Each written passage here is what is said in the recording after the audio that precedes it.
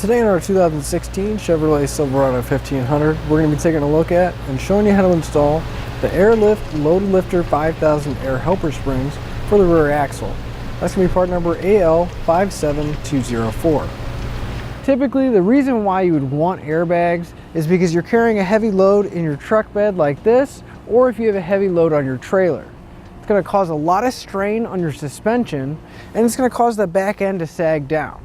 Now, not only that, but it's going to wear out your brakes faster, and potentially, since the back end's dropping down, it's going to bring the front end up, which could cause major tire wear or unsafe alignment of your headlights, blinding people when you're going down the road. Now, the load we have in the back of our bed actually dropped the back end 2 inches down, and it actually raised the front end a ½ inch up, which I can tell you by driving around, I could definitely tell that there was a major load in the back, and it just didn't really feel as responsive driving around, and it just kind of felt like the front end was floating. If you've ever driven a big trailer that's been pulling down on you, you know what I'm talking about. It doesn't want to turn when it's supposed to, and it just doesn't feel as safe as it should. With our airbags installed, it only took 60 psi to get our truck back to level, putting the back end right where it should be at factory height, as well as the front, making sure that our headlights are aimed in the right direction. So with them on, let's go and take another drive and see how they handle. As I'm driving down the road, I can tell you immediately that it feels more stable, and I can still tell there's a load back there, but it seems a lot more secure. The steering seems more responsive. It doesn't have as much body roll as it did before. Going over bumps, it is a lot smoother as well. It's not bottoming out, and it's not as harsh. Now that we've taken on our test course, let's go underneath and see what our airbags look like. So here's what our airbags are going to look like once we have them installed. They're going to sit between our axle and the frame and provide us support whenever we have a heavy load in our truck. They're going to use air to provide us that support and also give us a comfortable ride. The operating range of our airbags is going to be from 5 psi all the way up to 100 psi, and they're going to give us a load leveling support up to 5,000 pounds. Now, one thing I do want to mention, it's not going to increase the payload of our truck. It's just going to provide that extra support so we're not putting so much strain on our factory suspension. We're going to have an airline coming in that's going to supply our airbag with some air that's going to give us that extra support that we have routed along the frame going to the back. We have our inflation valves coming to the back bumper here for easy access. Here we can apply air with an air chuck individually to each side, giving us that support we need even if we have an unlevel load. This is a custom installation kit made specifically for our Silverado, so it's going to come with all the necessary brackets and hardware in order to get it in place, and it's not going to require any kind of drilling or cutting. So now that we've seen what our airbags look like, let's show you how to get them installed. To begin our installation, we're going to start here on the driver's side.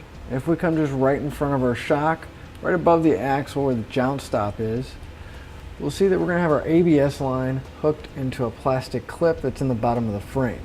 We're going to need to pull that out. So you can grab a flathead screwdriver or a trim panel tool. We're going to go underneath the clip and pop it out of the frame. And we're going to need to remove the clip itself from the ABS line. And there's a small triangle piece there. If we get a small flathead screwdriver, we can pry it open and it'll open the clip up. Stick the screwdriver in that small triangle so that it'll release that clip. And since it is under the vehicle, there's a good chance there's a lot of dirt and grime in there. It may make it a little difficult. Once you have the clip open, I'm going to remove it, and we're not going to be reinstalling it. Instead, we're going to grab one of the small loom clamps. We're going to place it around the spot where the clip was, and we're going to leave our ABS wire loose for right now. Now, if we move forward and to the top of the frame, we're going to have some hard brake lines that has a plastic clip that's holding it in place on the top of the frame. And we're going to remove that plastic clip as well.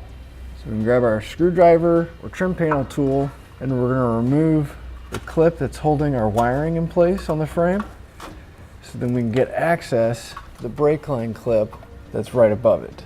You just want to come underneath and pry up towards the top of the bed to get it out of the frame. Now we're going to want to open this up so that we can remove the clip, because we're not going to be using this clip either. So there's going to be a flat section that's open right here. If we take our trim panel tool or a flathead screwdriver, We're going to pry on that. It should open the clip. So we can get our brake lines out and the clip out of the way. And we're going to be discarding this clip.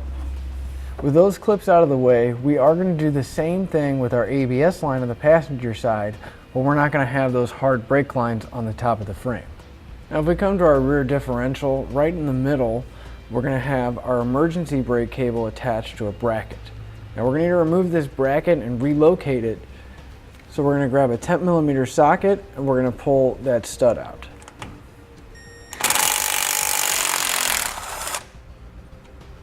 Now we're going to hold on to this bolt because we will reinstall it, but we're going to go ahead and pull our emergency brake cable down just enough so that we can get the bracket removed.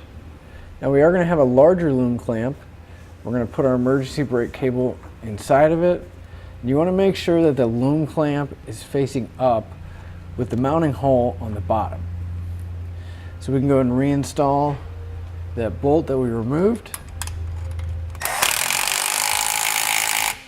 You want to double check right here because we do have some hard brake lines right behind our emergency cable and we don't want them to rub.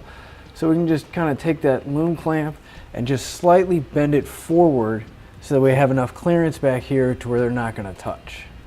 Now we are going to have to remove our jout stop. There is a bolt holding it in place. So you're going to take a 10mm socket and a short extension and feed it into the jout stop.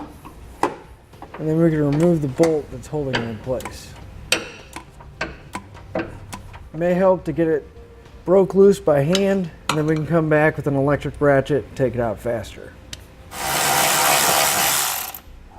Now once you have the bolt removed, we should be able to grab it and pull it out by hand. But if you're having a little bit of trouble, you can get a screwdriver or a pry bar and pop it out of the pocket. So now we're going to grab one of our airbags and one of our turn plates. Now this is going to be the bottom of our airbag because we're only going to have 2 threaded holes in it. The other side is going to have 2 recessed threaded holes and then one that's going to stick out just a little bit. So this is going to be the top. So we can take our turn plate and making sure that that flange is going down so that it kind of sits on there. We're going to line up all 3 holes. And then we're going to take our air fitting and we're going to loosely thread it in by hand to start with until we can't get it threaded in anymore. And once it's hand tight, you're going to want to grab a 1/2 inch wrench and we're going to turn and tighten it 1.5 more turns.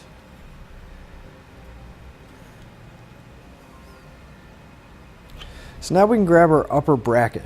Now they are labeled. We're going to have a part number and then a letter. Now the letter is going to let you know if it's a left or right. So we're going to have an L for the left one. So you want to make sure you do grab the correct one.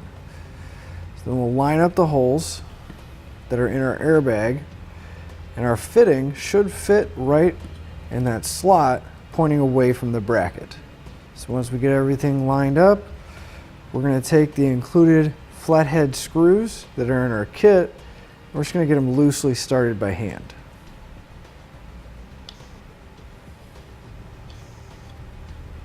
We can come back with a 7/32 Allen bit and we're going to tighten up our 2 screws.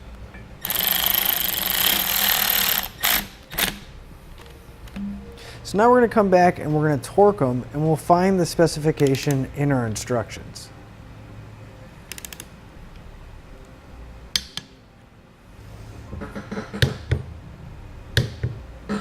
So we're going to flip our bag over now and we can attach our lower bracket.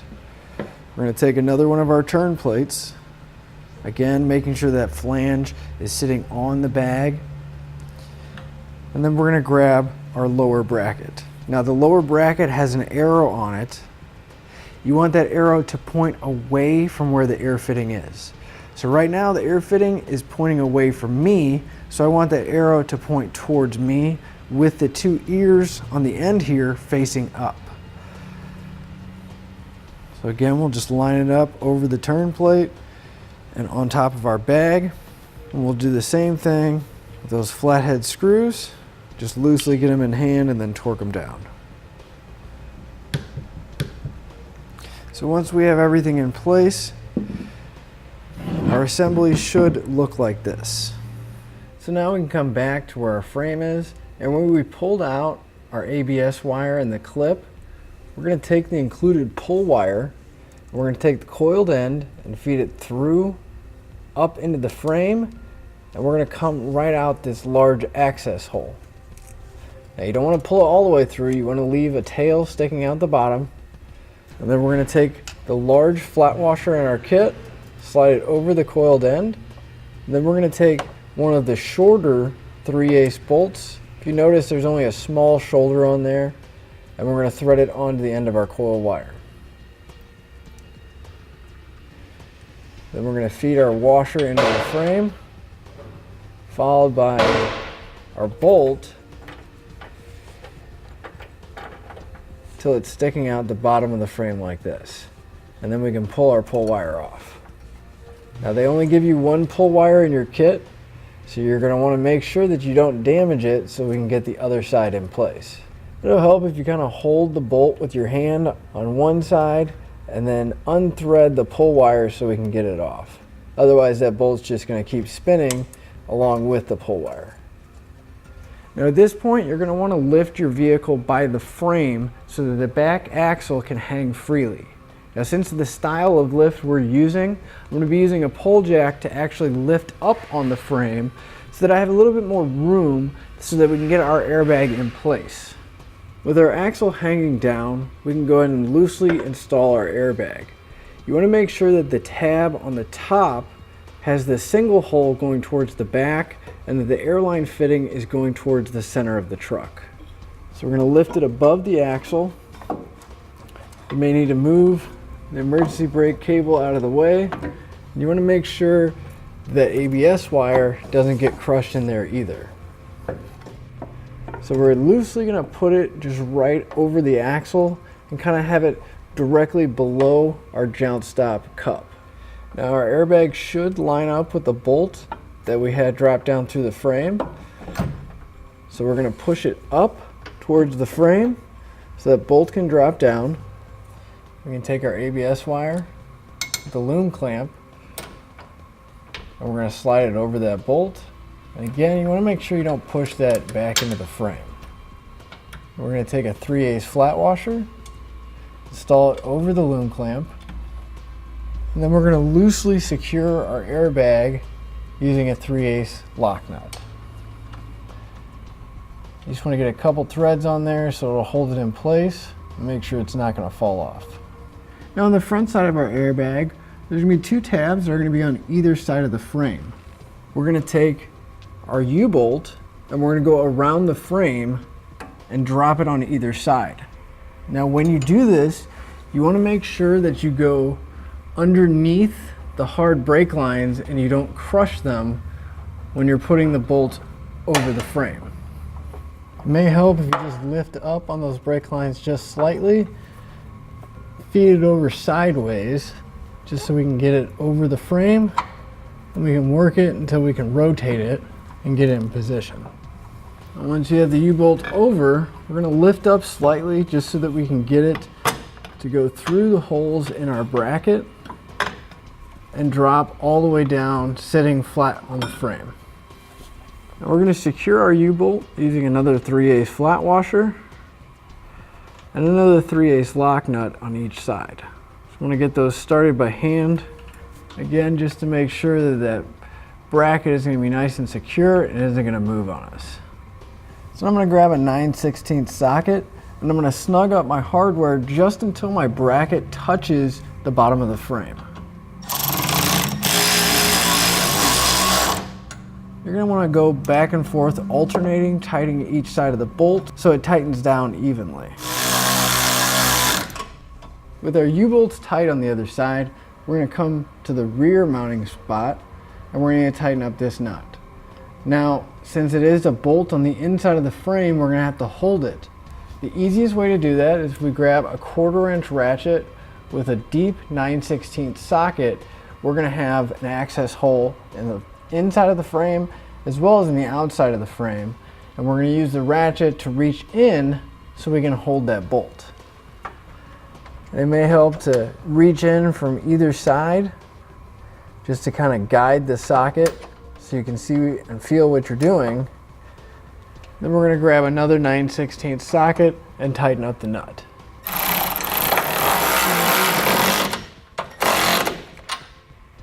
At this point, we're going to need to raise our axle up so that the bottom bracket here is just touching the top of the axle. You can use a jack to raise the axle up if your frame is on jack stands, or in our case, we're going to be lowering the frame down so that it can make contact. At this point, you don't want all the weight of the vehicle back on the axle. You just want it to barely make contact to where it's still a little loose. So now we can grab one of our lower brackets here. It's going to have a small little tab here and a larger one. The small tab is going to feed underneath the perch right here, where it kind of hooks on and grabs. And that top tab, we want to make sure that it's on the inside of our bracket and it's not overlapping. We can take a 3/8 bolt. Now this one's going to be quite a bit longer with a longer shoulder on it. We're going to pass a 3/8 flat washer through, going through the bottom of our bracket and coming up through the top. We're going to put another 3/8 flat washer on and then follow it up with a 3/8 lock nut. Now we're going to do the same thing for the back side of our airbag bracket.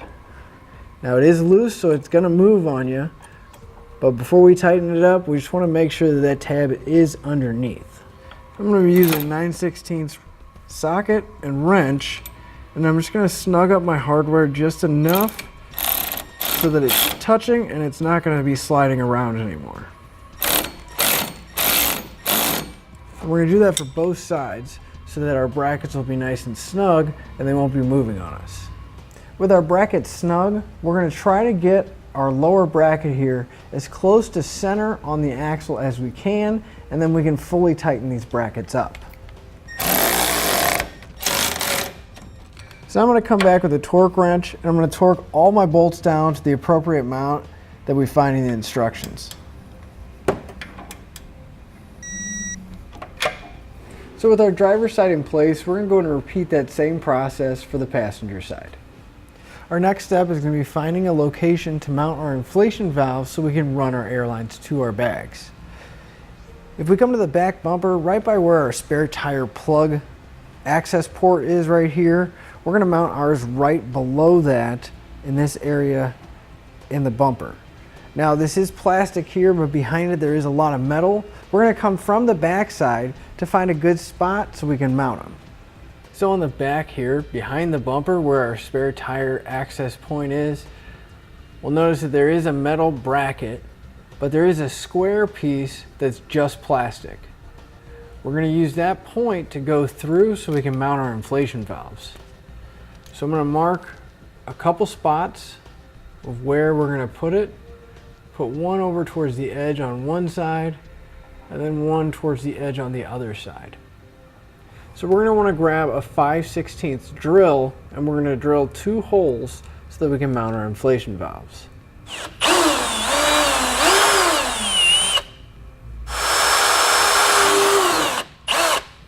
So we can grab our air hose. Now both inflation valves are going to be on one large piece of hose, but we're only going to start with one for right now. So we're going to want to take the small nut and we're going to thread it pretty much all the way on to our inflation valve so that it goes all the way to the back. Once we have that in place, we're going to take the star washer and we're going to slide it over so it's backed right against that nut.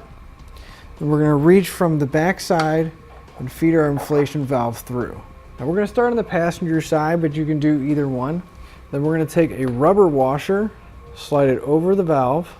That's just to keep it in place.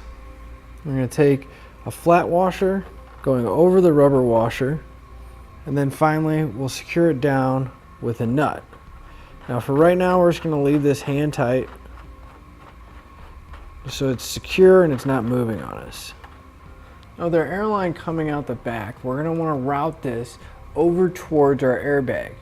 The only thing you really want to watch out for is the exhaust here. You want to stay away as far as you can from the exhaust or any other moving components that may damage the line. So I'm going to go over my bed support, over the cross members. I'm actually going to go behind this heat shield on top of the frame here.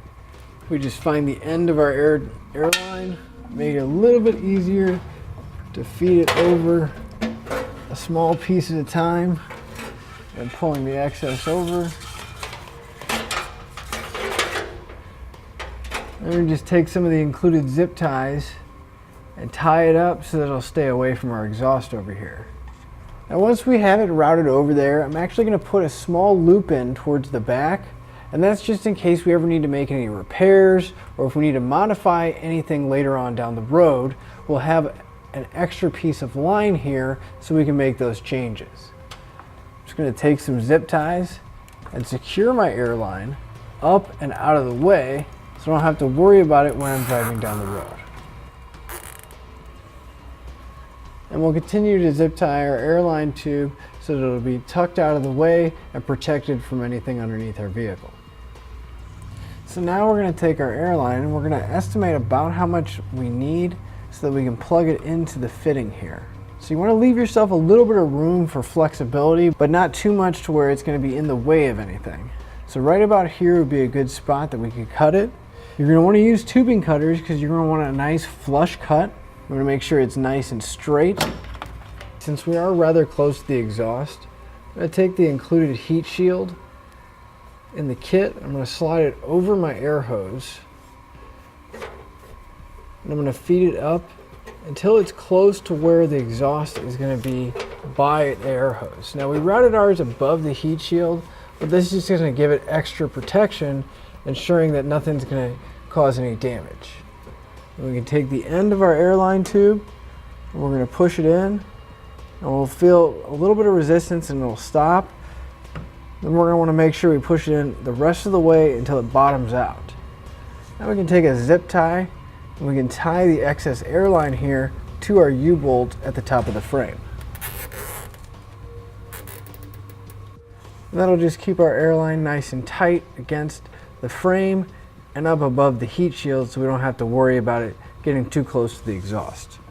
Now, I went ahead and zip tied my ABS wire on each side so that it's close to the bracket. Just zip tie it to that upper bracket so it still has a little bit of room to flex, but it's not going to be sitting there rubbing against the outside on the leaf spring. And you may find it necessary to move the emergency brake cable a little bit so that it's not hitting the bag and you don't want it to get caught on there or anything. So you could zip tie it to the upper bracket as well. And again, just make sure your airlines aren't going to rub on anything, and zip tie them out of the way so that they'll be secure and they're not going to get damaged. So with all of our lines ran, I'm going to take a 1/2 inch socket and I'm going to snug up my inflation valves. Now you don't want to over tighten these, you just want to get them nice and snug, because really all it's doing is holding the pressure that we're going to be putting on it when we go to inflate them. So now we're going to go ahead and fill our bags up somewhere between 30 and 50 psi, that way we can check for air leaks. So I'm going to take some soapy water, I'm going to spray all my connections down the back of the inflation valves and everywhere else where our airlines are going in. Now what we're looking for is some bubbles.